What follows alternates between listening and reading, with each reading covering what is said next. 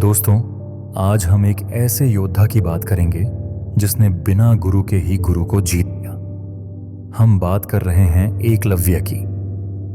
लेकिन रुकिए, यह कोई पुरानी कहानी सुनने का समय नहीं है। यह समय है यह पूछने का कि क्या आपके पास वह एकलव्य वाली लगन है। आज की दुनिया विकर्षणों, डिस्ट्रैक्शन से भरी है। फोन की नोटिफिकेशन, सोशल मीडिया का शोर और दूसरों की सफलता देखकर पैदा होने वाली जलन, इन सब के बीच हमारा लक्ष्य कहीं खो गया है। एकलव्य के पास न तो सुविधाएं थीं, न द्रोणाचार्य जैसा साक्षात गुरु और न ही शाही महल।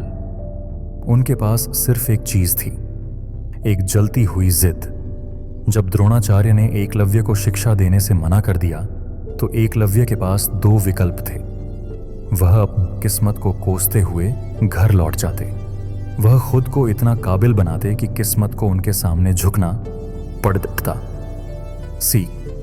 अक्सर हम कहते हैं मेरे पास अच्छे संसाधन नहीं है, मेरे पास पैसे नहीं हैं, या मुझे सही गाइडेंस नहीं मिल रही। एकलव्य ने क्या किया? उन्होंने मिट्टी उठाई और अपने गुरु की प्रतिमा बना ली। लगन का अर्थ संसाधनों का होना नहीं, बल्कि संसाधनों का निर्माण करना है। अगर आपको सफल होना है तो आपको बाहरी गुरु की प्रतीक्षा छोड़कर अपने भीतर के स्वानुशासन, सेल्फ डिसिप्लिन को गुरु बनाना होगा।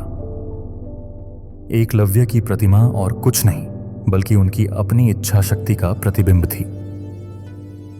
इतिहास कहता है कि अर्जुन दुनिया के सर्वश्रेष्ठ धनुर्धर थे, लेकिन सच तो यह है कि एकलव्य उस समय अर्जुन से भी आगे निकल चुके थे। कैसे? एकांत का उपयोग।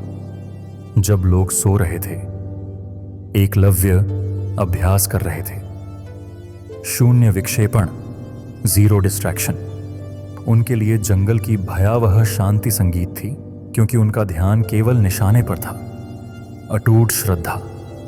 उन्हें खुद पर और अपने अभ्यास पर इतना विश्वास था कि उन्होंने शब्द भेदी बाण चलाने की कला सिद्ध कर ली।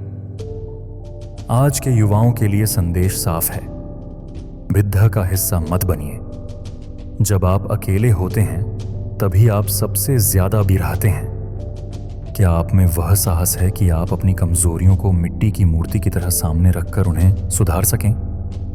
कहानी का सबसे भावुक मोड़ तब आता है जब द्रोणाचार्य गुरु दक्षिणा में एकलव्य का अंगूठा मांग लेते हैं। एक धनुर्धर के लिए उसका अंगूठा उसका सब कुछ होता है, लेकिन एकलव्य ने एक पल भी नहीं सोचा। क्यों? क्योंकि एकलव्य ने साबित कर दिया कि कौशल अंगूठे में नहीं, आत्मा में होता है। सफलता आपसे बलिदान मांगती है। कभी वह बलिदान नींद का होता है, कभी आराम का, तो कभी पुरानी आदतों का। अगर आप कुछ बड़े डिधा पाना चाहते हैं तो क्या आप अपना अहंकार और आलस्य दान करने को तैयार हैं? उठो, अपने लक्ष्य की एक प्रतिमा अपने मन में बनाओ। दुनिया चाहे तुम्हें मना कर दे, परिस्थितियां चाहे तुम्हारे खिलाफ हों, लेकिन अगर तुम्हारी लगन एकलव्य जैसी है तो दुनिया की कोई भी शक्ति तुम्हें उस लक्ष्य को भेदने से नहीं रोक सकती। याद रखना, द्रोणाचार्य हर किसी को नहीं मिलते, लेकिन एकलव्य हर कोई बन सकता है। आज से ही अपनी साधना शुरू करो। जय हिंद।